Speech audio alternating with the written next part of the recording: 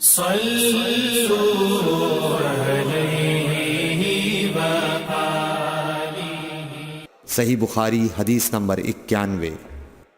ایک شخص عمیر یا بلال نے رسول اللہ صلی اللہ علیہ وسلم سے پڑی ہوئی چیز کے بارے میں دریافت کیا۔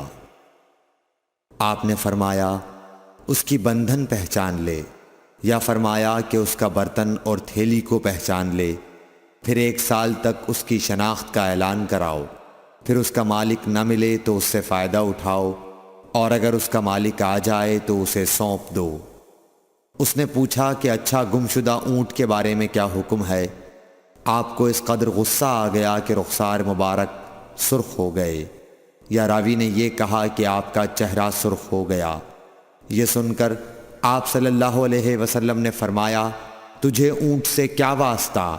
اس کے ساتھ خود اس کی مشق ہے اور اس کے پاؤں کے سم ہیں، وہ خود پانی پر پہنچے گا اور خود پی لے گا اور خود درخت پر چرے گا، لہٰذا اسے چھوڑ دو یہاں تک کہ اس کا مالک مل جائے۔ اس نے کہا کہ اچھا گمشدہ بکری کے بارے میں کیا ارشاد ہے؟ آپ نے فرمایا وہ تیری ہے یا تیرے بھائی کی، ورنہ بھیڑیے کی غذا ہے۔ صحیح بخاری حدیث نمبر 92۔ رسول اللہ صلی اللہ علیہ وسلم سے کچھ باتیں دریافت کی گئیں کہ آپ کو برا معلوم ہوا، اور جب اس قسم کے سوالات کی آپ صلی اللہ علیہ وسلم پر بہت زیادتی کی گئی تو آپ کو غصہ آ گیا۔ پھر آپ نے لوگوں سے فرمایا، اچھا اب مجھ سے جو چاہو پوچھو۔ تو ایک شخص نے دریافت کیا کہ میرا باپ کون ہے؟ آپ نے فرمایا تیرا باپ حذافہ ہے۔ پھر دوسرا آدمی کھڑا ہوا اور اس نے پوچھا کہ یا رسول اللہ میرا باپ کون ہے؟ آپ نے فرمایا کہ تیرا باپ سالم شیبہ کا آزاد کردہ غلام ہے۔ آخر حضرت عمر رضی اللہ تعالی عنہ نے آپ کے چہرہ مبارک کا حال دیکھا تو عرض کیا، یا رسول اللہ ہم ان باتوں کے دریافت کرنے سے جو آپ کو ناگوار ہوں اللہ تعالی سے توبہ کرتے ہیں۔ صحیح بخاری حدیث نمبر 93۔ ایک دن رسول اللہ صلی اللہ علیہ وسلم گھر سے نکلے تو عبداللہ بن حذافہ کھڑے ہو کر پوچھنے لگے کہ حضور میرا باپ کون ہے؟ آپ نے فرمایا حذافہ۔ پھر آپ نے بار بار فرمایا کہ مجھ سے پوچھو۔ تو حضرت عمر رضی اللہ عنہ نے 2 زانو ہو کر عرض کیا کہ ہم اللہ کے رب ہونے پر، اسلام کے دین ہونے اور محمد صلی اللہ علیہ وسلم کے نبی ہونے پر راضی ہیں، اور یہ جملہ 3 مرتبہ دہرایا۔ پھر یہ سن کر رسول اللہ صلی اللہ علیہ وسلم خاموش ہو گئے۔ صحیح بخاری حدیث نمبر 94۔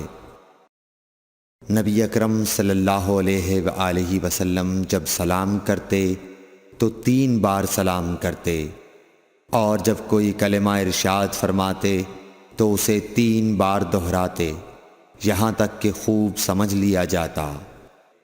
صحیح بخاری حدیث نمبر 95۔ رسول اللہ صلی اللہ علیہ وسلم جب کوئی کلمہ ارشاد فرماتے تو اسے 3 بار لوٹاتے، یہاں تک کہ خوب سمجھ لیا جاتا، اور جب کچھ لوگوں کے پاس آپ تشریف لاتے اور انہیں سلام کرتے تو 3 بار سلام کرتے۔ صحیح بخاری حدیث نمبر 96۔ عبداللہ بن عمر رضی اللہ عنہ کہتے ہیں کہ ایک سفر میں رسول اللہ صلی اللہ علیہ وسلم ہم سے پیچھے رہ گئے، پھر آپ ہمارے قریب پہنچے تو عصر کی نماز کا وقت ہو چکا تھا یا تنگ ہو گیا تھا، اور ہم وضو کر رہے تھے۔ ہم اپنے پیروں پر پانی کا ہاتھ پھیرنے لگے تو آپ نے بلند آواز سے فرمایا کہ آگ کے عذاب سے ان ایڑیوں کی جو خشک رہ جائیں خرابی ہے۔ یہ 2 مرتبہ فرمایا یا 3 مرتبہ؟ صحیح بخاری حدیث نمبر 97۔